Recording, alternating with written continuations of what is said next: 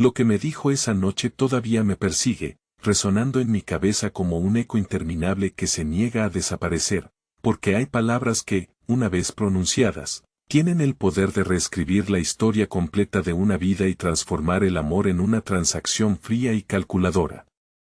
Nunca olvidaré la mirada que me lanzó justo antes de destrozarme la vida, una mirada que no buscaba comprensión ni empatía, sino que exigía cumplimiento, como si mi existencia en este mundo se hubiera reducido a la de un simple proveedor de recursos para caprichos ajenos. Si hubiera sabido lo que estaba a punto de pasar me habría ido corriendo, habría escapado antes de que el peso de la responsabilidad mal entendida terminara de aplastar las pocas vértebras de dignidad que me quedaban, pero me quedé, paralizado por una lealtad que ya no tenía sentido, esperando una explicación que justificara la locura que acababa de escuchar. Todo comenzó mucho antes de esa noche fatídica, en una época donde yo era una persona completamente diferente, un hombre vulnerable y esperanzado que creía que el amor consistía en darlo todo sin esperar nada a cambio, vaciándose uno mismo para llenar a los demás. Durante años, asumí el rol del salvador silencioso, el pilar inquebrantable sobre el que mi esposa y su familia podían descansar sin preocuparse por las tormentas, porque yo siempre estaba ahí para sostener el techo, para pagar las facturas, para solucionar los problemas que ellos mismos creaban con una asombrosa falta de previsión. Recuerdo los primeros años de nuestro matrimonio con una nostalgia teñida de amargura. Esos días en los que cada vez que sacaba la tarjeta de crédito para cubrir una deuda de su hermano o para pagar las vacaciones de sus padres, ella me miraba con adoración y me decía que yo era el hombre más bueno del mundo. Y yo, ingenuo y sediento de validación, me creía esas palabras como si fueran un evangelio, sin darme cuenta de que estaba cavando mi propia tumba financiera y emocional. Construí una vida basada en la premisa de que mi valor residía en mi utilidad, en mi capacidad para resolver, para proveer, para decir sí cuando todos esperaban que lo hiciera, ignorando esa pequeña voz en mi interior que susurraba que algo no estaba bien, que el equilibrio se había roto hacía mucho tiempo y que yo estaba dando trozos de mi alma a gente que ni siquiera se molestaba en preguntar cómo estaba yo. Pero eso no fue lo peor.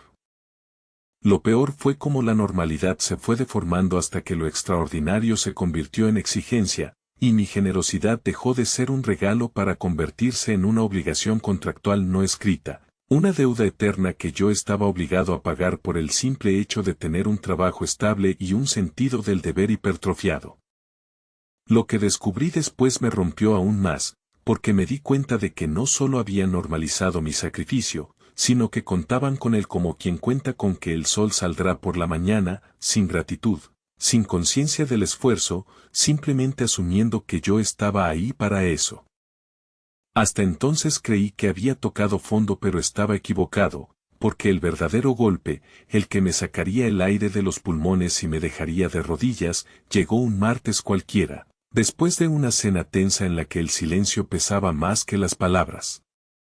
Mi mujer se sentó frente a mí, con esa postura rígida que adoptaba cuando quería algo importante, y sin preámbulos, soltó la bomba que detonaría los cimientos de nuestra relación. Su hermana estaba embarazada, no tenía seguro médico, su pareja se había desentendido y ella, mi esposa, había decidido que nosotros, es decir, yo, pagaríamos todos los gastos del hospital, el parto y los cuidados posteriores. No fue una pregunta, no fue una petición de ayuda, fue una notificación de hechos consumados, una orden ejecutiva dictada desde el trono de su entitlement moro. Sentí como la sangre se me helaba en las venas y luego comenzaba a hervir con una furia que nunca antes había experimentado, una mezcla tóxica de incredulidad y dolor profundo. Traté de explicarle, con la voz temblorosa, que no podíamos asumir eso, que ya estábamos pagando el coche de su padre y la matrícula de su sobrino, que mis ahorros no eran un pozo sin fondo y que yo también tenía límites, que estaba agotado de trabajar 12 horas al día para mantener a flote a 3 familias diferentes. Su respuesta fue el puñal final, me miró con desprecio, como si fuera un monstruo egoísta, y me dijo que si me importara la familia, si la amara de verdad, el dinero no sería un problema, acusándome de ser un avaro sin corazón que prefería ver sufrir a su hermana antes que desprenderse de unos cuantos miles de dólares. Ese fue el momento exacto en que perdí toda esperanza, porque entendí que para ella yo no era un compañero de vida, ni un amante, ni un amigo, sino un recurso, una herramienta, un cajero automático con patas que solo servía mientras dispensara billetes. Y ahí entendí que estaba completamente sola, o al menos eso creía, rodeado de personas que decían quererme pero que en realidad solo querían lo que yo podía darles, parásitos emocionales que se alimentaban de mi incapacidad para poner límites. Lo que escuché a continuación me hizo desear no haber nacido, porque comenzó a enumerar todas las veces que yo había fallado según su criterio, manipulando la realidad para hacerme sentir culpable por cada centavo que había intentado ahorrar, por cada vez que había sugerido prudencia, pintándome como el villano de una historia en la que yo era la única víctima real. Me levanté de la mesa, con el corazón latiéndome en la garganta como un pájaro atrapado, y salí de la casa sin decir una palabra, caminando bajo la lluvia fría que parecía llorar conmigo, sintiendo como cada gota se mezclaba con las lágrimas de frustración que ya no podía contener. Caminé durante horas, sin rumbo, atravesando calles vacías que reflejaban la desolación de mi alma, preguntándome cómo había permitido que mi vida llegara a ese punto, cómo había dejado que me anularan de esa manera. Toqué fondo el día que me vi reflejado en el escaparate de una tienda cerrada y no reconocí al hombre que me devolvía la mirada, vi a un ser gris, encorvado, con los ojos apagados y el espíritu roto, un hombre que había vendido su felicidad a cambio de una paz falsa y un amor condicionado. Pero entonces, alguien apareció con una frase que me cambiaría la vida, aunque ese alguien no fue una persona física, sino el recuerdo de mi padre, fallecido años atrás, cuya voz resonó en mi mente con una claridad meridiana: hijo, el respeto no se pide, se impone, y si tú no te respetas a ti mismo, nadie más lo hará. Y en el instante más oscuro vi una pequeña chispa de luz, una revelación dolorosa pero necesaria. El problema no eran ellos, el problema era yo, mi miedo al conflicto, mi terror a ser abandonado, mi necesidad patológica de complacer para sentirme digno de amor. Lo que sucedió después jamás lo hubiera imaginado, porque esa chispa se convirtió en un incendio forestal que quemó el miedo y dejó al descubierto una determinación de acero que yo no sabía que poseía.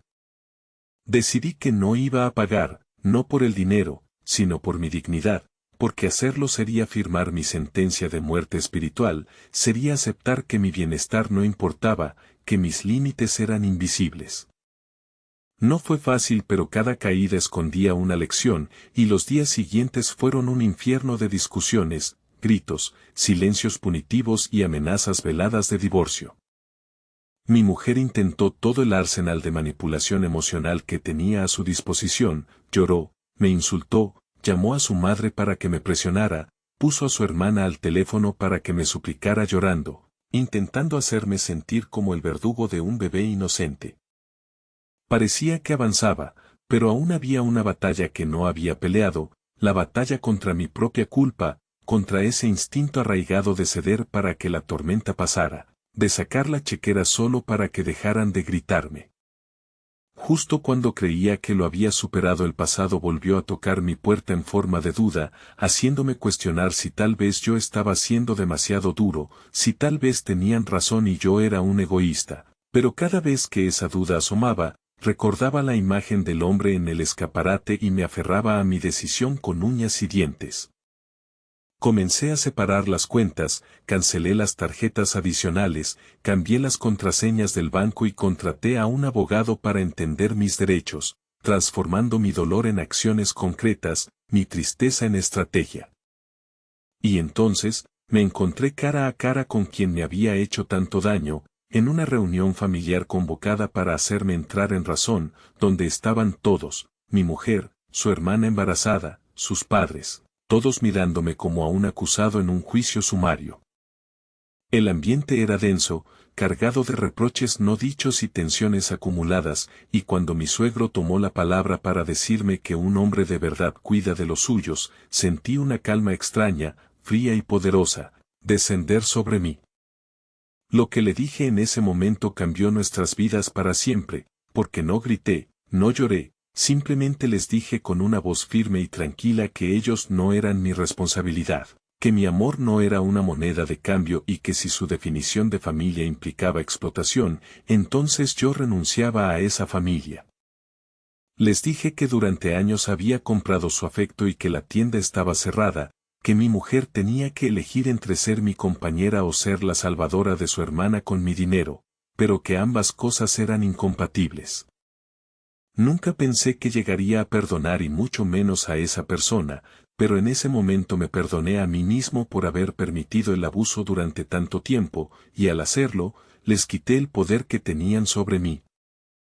El silencio que siguió a mis palabras fue absoluto, ensordecedor, roto solo por el sonido de mi propia respiración, que por primera vez en años, fluía libre y sin ataduras.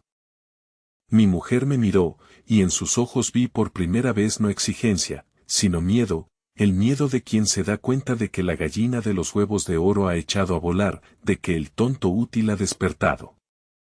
No hubo final feliz de cuento de hadas donde todos se abrazan y aprenden la lección, hubo ruptura, hubo dolor, hubo una separación necesaria y caótica, pero también hubo liberación.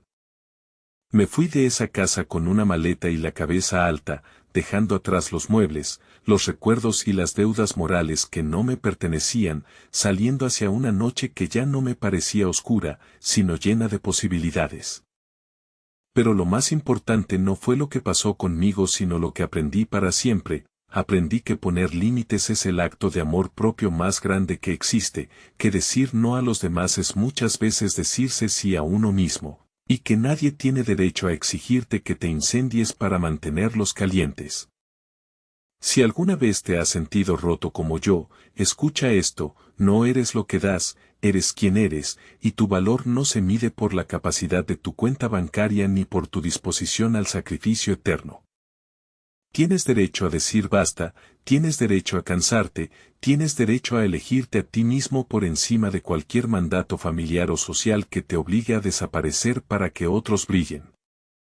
Y aunque mi historia terminó, la tuya apenas comienza, y espero que encuentres la fuerza para romper las cadenas antes de que te ahoguen, porque la vida es demasiado corta para vivirla pagando facturas ajenas y mendigando un amor que debería ser gratuito. Hoy camino solo, pero camino ligero, sin cargas que no me corresponden, respirando un aire que sabe a libertad y a redención, sabiendo que el precio de mi paz fue alto, pero que valió cada centavo, cada lágrima y cada momento de dolor, porque al final del día, recuperé la única cosa que realmente importa y que había perdido en el camino, a mí mismo.